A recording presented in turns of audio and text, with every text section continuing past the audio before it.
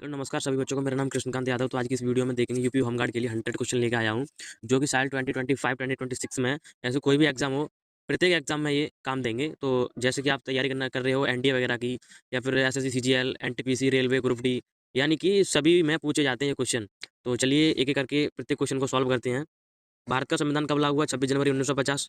भारतीय संविधान के जनक कौन है? डॉक्टर भीमराव अम्बेडकर। भारत के वर्तमान राष्ट्रपति कौन है? द्रौपदी मुर्मू। अब इस क्वेश्चन में देखो, अभी ये पूछ रहा है कि भारत के वर्तमान राष्ट्रपति कौन है। अगर ये पूछ सकता है भारत के प्रथम राष्ट्रपति कौन है, तो वो होंगे डॉक्टर राजेंद्र प्रसाद। कौन होंगे? डॉक्टर राजेंद्र प्रसाद। ठीक, डॉक्टर राजेंद्र प्रसाद होंगे। चलो नेक्स्ट क्वेश्चन देखते हैं। भारत का कार्यकारी प्रमुख कौन होता है? तो भारत का कार्यकारी प्रमुख होता है प्रधानमंत्री। यानी कि वैसे तो पद राष्ट्रपति का ऊंचा होता है, लेकिन सबसे ज्यादा पावर होती है वो हमारे प्राइम मिनिस्टर में होती है, यानी कि प्रधानमंत्री में होती है। लोकसभा का कार्यकाल कितना होता है? 5 वर्ष का होता है। देखो क्वेश्चन नंबर 6, राज्यसभा स्थायी सदन क्यों कहलाती है? यानी कि राज्यसभा स्थायी सदन क्यों कहलाती है, ये कभी भंग नहीं हो सकती। लोकसभा क्या रहती है? हमारी 5 वर्ष के लिए होती है, जो कि ये ऊपर क्वेश्चन में हमने देखा था। 5 वर्ष के लिए हमारी लोकसभा होती है, ये क्वेश्चन में दे रहा है। अब इसमें देखो, ये बोल रहा है कि राज्यसभा स्थायी सदन क्यों है, क्योंकि ये कभी भंग नहीं हो सकती। नेक्स्ट क्वेश्चन देखो 7, मौलिक अधिकार कितने होते हैं? हमारे मौलिक अधिकार 6 हैं। शिक्षा का अधिकार किस अनुच्छेद में है? तो आर्टिकल 21A में। पंचायती राज किस अनुच्छेद से संबंधित है? अनुच्छेद 243। संविधान सभा के अध्यक्ष कौन थे? तो डॉक्टर राजेंद्र प्रसाद। अब यहाँ पे क्वेश्चन बन रहा है, जब आपको पूछेगा संविधान सभा के स्थायी अध्यक्ष कौन है, तो डॉक्टर राजेंद्र प्रसाद।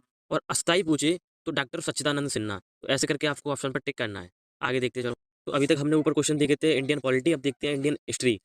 तो 1857 की क्रांति कहाँ से शुरू हुई? तो मेरठ से शुरू हुई थी ये। भारत छोड़ो आंदोलन कब हुआ? तो 1942 में हुआ था।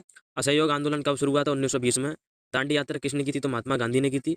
स्वराज पार्टी की स्थापना किसने की थी? CR दास, मोतीलाल नेहरू ने की थी। क्वेश्चन नंबर 16 है, जलियांवाला बाग हत्याकांड कब हुआ? 1919 में हुआ था। गांधी इरविन समझौता कब हुआ? 1931 में। भारत को हमारा भारत स्वतंत्र कब हुआ? तो 15 अगस्त 1947 में। भारत का पहला गवर्नर जनरल कौन था? Warren Hastings. तो आइए आगे और क्वेश्चन देखते हैं। तो भारत का पहला गवर्नर जनरल कौन था? Warren Hasting. नेक्स्ट क्वेश्चन देखते हैं।